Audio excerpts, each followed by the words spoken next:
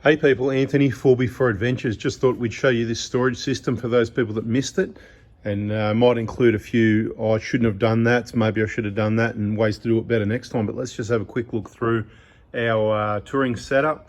Having a storage system like this makes life really easy, especially if you've got a family and all their gear to fit in the car, because obviously you've got shelves all the way to the top, so you can put the gear in rather than just throw it all on top of it. You know, you really need that shelf top system. So I'll just run you through what we do. Obviously this was it's a bit of a custom made prototype sort of thing that I ended up finishing off myself, because the guy that said yes to it, he actually didn't really want to do these. He's too busy to do this. So yeah, you just can't get workers. You just, you know, same problem everywhere. Then I actually showed the design to somebody else. He came and measured up this one and the other one, said, yeah, you know, he doesn't want to do sales. I said, that's right, I'll let everybody know about it. And obviously you make it so they can buy it in a kit form or assembled. Yep, no worries, let's do that. Haven't heard from him again. I haven't followed up. So obviously he's going to be busy just like everybody else. So that's the answer to, you know, how do you do it now? Well, you've got to build it yourself. There's a number of videos on this. I think we've got a playlist on this channel, 4B4 Adventures, with the dimensions and stuff like that. One day I might go through it again. We've got a couple of drawer fridges there. Not the greatest, so I wouldn't do that again. But let's just quickly have a look. So we've got the K-On storage shelf up the top, which is a really awesome idea. At the end of the day, you can put all your light stuff up there. All the stuff, you can just make use of every little space, right? You know, and you really need to do that if you've got a lot of people, you know, the whole family in the vehicle. The car's full in front of that middle row seats. For some people, the back row, I don't know how they'd do it, but obviously you couldn't.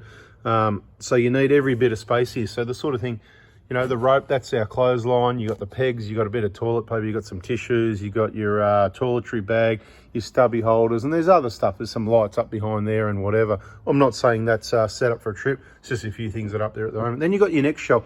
What you can do is I keep some boxes like this basically, and just cut them to size, because then it's kind of like a drawer. You can get whatever card, you can buy plastic ones if you want, but you know, thick cardboard like that, you know, it's got some of this tape on it, and you just put your stuff in there and you just use it like a drawer. And with this carpet mat that I've just added on, it actually doesn't slide around, and at the end of the day there'll be other stuff packed in here holding it all in there anyway, so it doesn't matter too much. You can do that. You can buy plastic containers, you can just sit stuff direct on the shelf, whatever you want to do. Point is, you can make use of it. This area here is what I call our pantry. At the moment I've got a jacket in there, but same sort of thing. You get a big box, you slide out like a drawer, you fill it up, you put all your stuff that doesn't have to be refrigerated type food, you know, all your baked beans and soups and noodles and all those things you can live on when you're away camping, that you don't need to worry about cooking up and keeping in fridges and whatever. But of course we've got the drawer fridges. This is a 30-litre drawer fridge. As I've said in other videos, I'm not going to waste too much time on it. The insulation is terrible. The cooling part is the top section there. Half the cooling efficiency goes straight through this piece of wood to the top, so it's wasted. And the insulation doesn't really seem to be that good, because it's always running. It's absolutely pumping. Been reliable so far, so there's no issue with that. Maybe good for the cooler climates, but we'll continue to use it anyway. You just got to crank it hard, and it works your battery really hard, especially when you've got two of them. This is a 20-litre, so that I could fit 10 litres of water at the other end of the storage system behind it, because this one's not that deep. But it allows you to access things a lot more easily compared to a deep fridge. That's the positive of it all. That's exactly the same space. I can take those out in that divider and put an Engel Eclipse in there, so happy days. Might get to that one day. Obviously a 20-litre jerry can in the side, because this is a GX. It's got a lot more space in it. And in front of the jerry can, there's even more space to fit more things. Just keep packing stuff down there. Underneath there, we've got extension leads and other clothesline, garbage bags, and other stuff just underneath there. I've made a little shelf that I've added onto the side of the storage system, screwed through from this side, that supports that, but that kind of jams in there. And I've got a rag taped on the other side of it so it doesn't rub on the trim. Not that I'm too worried about it anyway. Over this side now, this is what we call, this is where we put the bags. So this is the, what do you call that? That's the wardrobe. So this is the pantry, that's the wardrobe. So most of your food, there's a lot of food you can fit in there, believe it or not. That's quite deep. It's, what's that, about 800 and something from memory deep. It's about 200 high and about 400. Can't remember exactly. You can fit a lot of stuff in there. I'm not saying that's the only place. We've got a chopping board that pulls out from here. I've added on the patio bolt. You don't need a handle, it just makes things protrude. That's your handle like that. And that way, when you've got little small bits of rubbish, you can just throw it in there so it doesn't blow away because you're busy doing whatever. Later, when you open your drawer, you grab it all out and put it in your bin, you know. Bin bags right there. Make sure you take your rubbish with you. gas cooker, kitchen sink, everything but the kitchen sink. Yeah, first aid kit. Like I said, I'm not packed ready to go. You can fit more food here. You can put your gas cans, all your cooking utensils, plates, cut, all that sort of thing. Right, so some of that will go there. So that's kind of almost the cooking drawer at the front. This is the cooking drawer, and that's the stuff you probably won't really use at the back, out of the way. Of course, we haven't got those silly panels at the side here blocking all this storage. So we've got another jerry can, we've got storage underneath it, we've got all this storage down the side, but cut away here so we can still access our jack and other storage in the side there. There's our power outlets, nice and handy, and of course some holes in the side for airflow for that compressor. Don't worry about the one at the bottom, it can just get blocked by the drawer and, you know, bad luck. So yeah, don't worry about that. It's the smaller one. It actually works a lot more efficiently than the bigger one. Now we haven't got a back on here. We've got a back behind part of it, I think. I'd have to go around and have a look. I've forgotten, check the other videos, but the point is, see, there's still a bit of storage. It's a bit dark in there with the light off, but there's a gap between there and the seats. In behind there, I fit another 2 10-litre storage. So this is how much water you need when you really go traveling if you're not going to be around anywhere, right? So we've got 20 litres there, 20 litres there. We said we get a 10-litre in behind the fridge, plus we get another 20-litre jerrycan, one of those that's outside at the moment with some chlorine in it, just giving a good clean up, 10 mil of chlorine. Right, another one of those goes behind the fridge. So we've got 3 of those, so that's 60, plus the 10 was already there, 70, plus 2 more 10s going there. So 80, 90 litres of water, right? And it's basically at each side of the storage system and forward as much as possible in there. Or you can not carry that much water and fit other stuff in there. Like I said, you can still fit stuff. So if you've got your top shelf here all filled up, you can also jam stuff, all your pillows and stuff get jammed down the side here. On top of that jerry can up here is where all your pillows sit, packed all the way to the roof. You know, all your sleeping bags, pillows, you just jam them all in there the side. Other jackets and clothing, can jam it all the way up to that cargo barrier there. You're not going to see through here anymore. That's why you've got nice big side mirrors on the Prado. Anyway, that's pretty much our setup and how we fit everything in. On the roof is the swags and the chairs, that sort of thing. I think we pretty well covered it. Yeah, we've got our clothes, we've got our toiletries, we've got our food, we've got our fridges, we've got our stuff we're not going to use, you know, emergency type. We've got more stuff under the seats as well. Let's have a look at this K-on table. And because you're saying, mate, there's a few things I've missed out, right? So there's the table. There's a chopping board there, but we've got a chopping board in the cutlery, pots and all that sort of bag.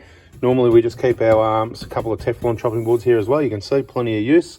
But what happens sometimes is you haven't got any clearance between this and this really, so you need to have it up this end. That one works okay. You've got to have it again that far in, because as you can see, that rubber there, it rubs there, so you just need to be clear of that, otherwise that won't close. You get these from K-on as well. K-on.com.au is the board and the clips, so it clips in, stays on the table, works really well. You could put a series of those if you like, but as I said, I'm just not sure of the clearance once you get to here, so I just use one. I do put these other ones here sometimes, but whatever, right? Obviously it touches, yeah, because you can see the mark there, so, but it does bend, because I've had boards there, I've had 2 boards there, and you can still close it. Now this was the original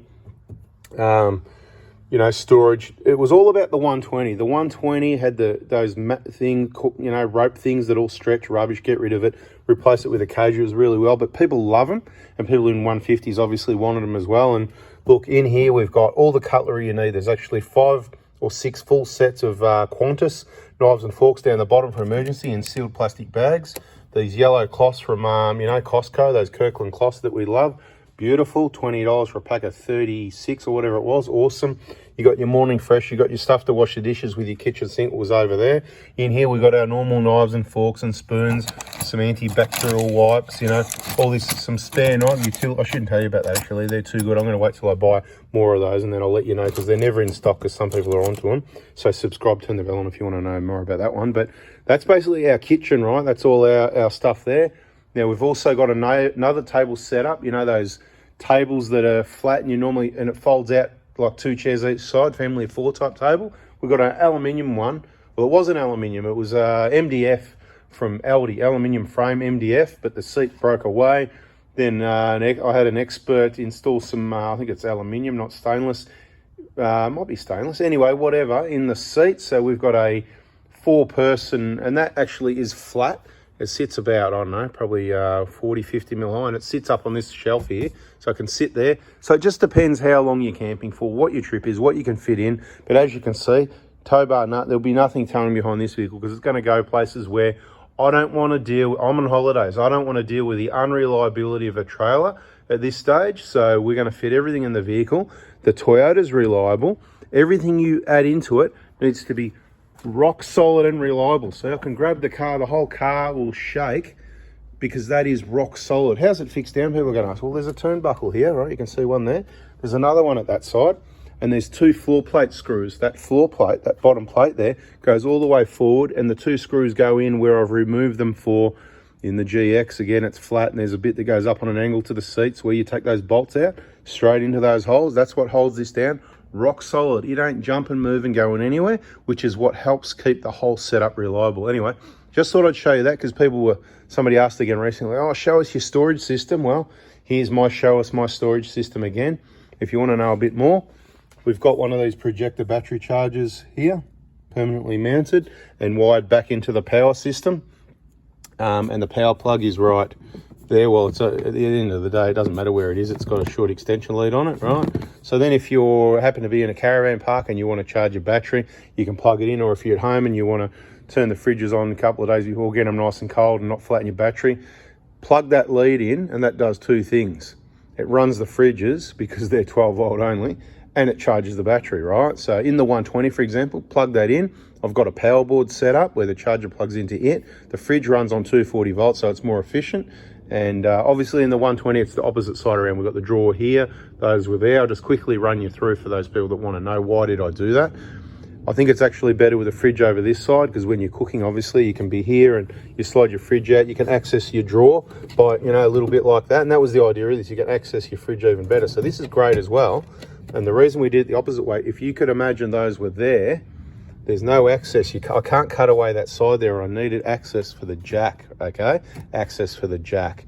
So on the other one with the 120 where it slides in and out the fridge, although the fridge finishes about here, there's a cutout on the side of the box. I can still access storage. So you just got to think about things when you design it. That cutout there, what's it for? It's just to save weight. For no other reason other than save weight. The less material, the better. You could even probably cut holes out of this underneath this plate here because the mat's going to stop things from falling through. It just saves weight. What did this weigh? Well, this was 38 kilos without the fridges and the drawer in it. Okay, so not too bad. Probably lighter than that third, well and truly lighter than the third row of seats that the GXL setup's got. Heaps lighter, to be quite honest. Even lighter probably with a drawer that was probably another 10 kilos. And the 2 fridges, I think the 30 litre spec is about 18 kilos. So let's just double it. 35 kilos, so 35, 45 and 35, about 80 kilos if my mathematics is correct, is that whole system with a fridge, which is super light. If you have a look at the timber most people have used, the steel they've used, the fridge slots, the contraptions, so many things so unreliable, wires getting caught up. This is just really neat. Like I said, I wouldn't recommend these or any drawer fridges, I guess. I mean, I've only used this one. They just don't seem to have the insulation and the efficiency overall because of the setup. I mean, in the Engel, it's a whole full wraparound, evaporator around the whole fringe, full height top to bottom. Here, it's just this top part here is cold, right? So it's a bit like some of the cheaper fridges, same brand as those, Dometic Waco. Often it's just that bottom part of the fridge, the old CF50, the bottom part's where the cold comes from, so it would be quite warm up the top of the fridge if you got a thermometer and tested out, which is what we did. Anyway, that's our storage system. Like I said, plenty of chopping room here. You got your chopping board there, plenty of water. What else do you need? Let me know in the comments what I've forgotten. Pretty much everything you need is right here, and it's really easy to use, especially with that rear awning there that you can just pull out, get some shade, because where I'm going, it's going to be hot and sunshine. I need to just get some break out of the sun to avoid that skin cancer. I'm not worried about rain because I'm a fair weather camper. All right, people, thanks for watching. Hope you liked it. Stay tuned. We'll have some trip information for you soon. See ya.